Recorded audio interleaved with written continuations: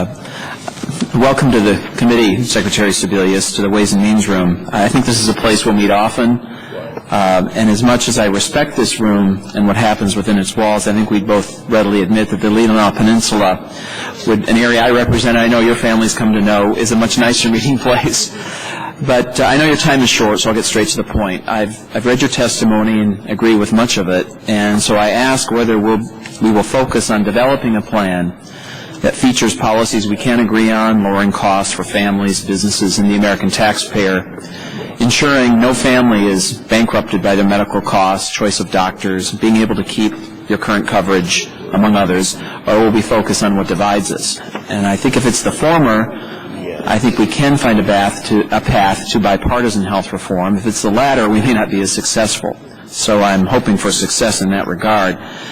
And as we continue this conversation on health care reform, I ask that you make yourself available to this committee, its Republicans and Democrat members, and that you and the President truly be open to our ideas and working across party lines to make health care reform a reality.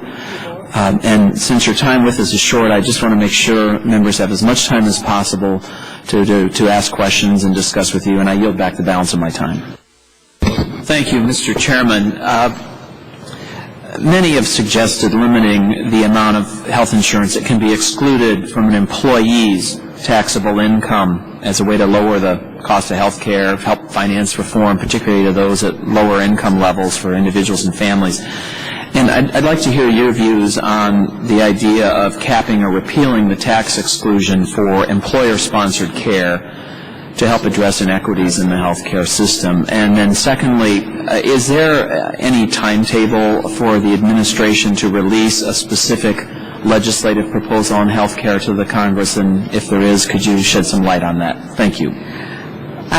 Certainly, Representative Camp, I appreciate those questions. As you know, the issue of the tax exemption for benefits was discussed in a robust way during the campaign season, and the President made it very clear that he did not support an elimination or capping of the benefit package. And I think a fundamental reason for that was the underlying fear that it could destabilize the private insurance market. And as the President has repeated over and over again, he thinks a fundamental component of moving forward is to ensure Americans who are satisfied with their coverage, whose employers are currently providing coverage that is beneficial to themselves and their families, that they won't lose that.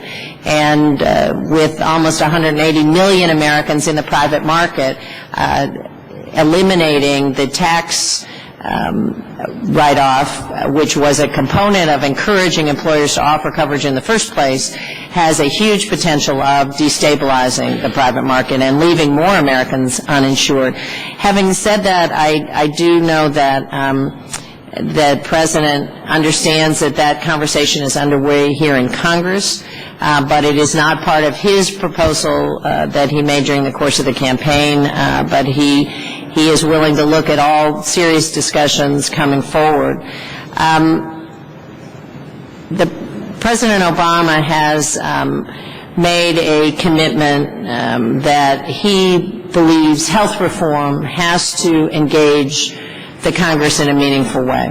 I can tell you during the course of my confirmation hearings, I met with a number of senators who asked a similar question to your specific proposal question, believing that, there is a plan that has been written in great detail and eventually will be pulled out of the drawer and presented. What I can assure you is that does not exist, and it is not part of the President's plan moving forward. What he hopes will happen, and it started, I think, in his early days in office with the Health Care Summit at the White House, a very bipartisan effort, not only among members of Congress, but bringing in business leaders and providers and insurers, various stakeholders.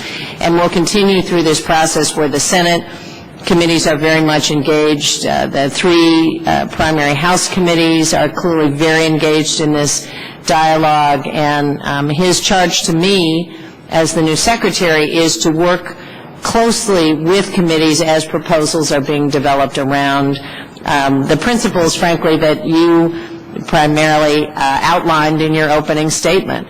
But the specific legislative language, the framework of exactly, what the benefit package ultimately looks like, what the exchange may or may not look like, will be a collaborative effort, but primarily engaged in by Congress. The President also, in his blueprint budget proposal, made a set-aside of $630 billion, which he sees as a down payment for health reform, half of which are on the revenue side, half of which are on the savings side. And I think the recognition is that you can't fully cost out a plan until you know what you're paying for. So part of the effort going forward in conjunction with Congress is not only crafting the specific legislation, but also crafting the specific package to provide the revenue over a 10-year period of time to pay for health reform.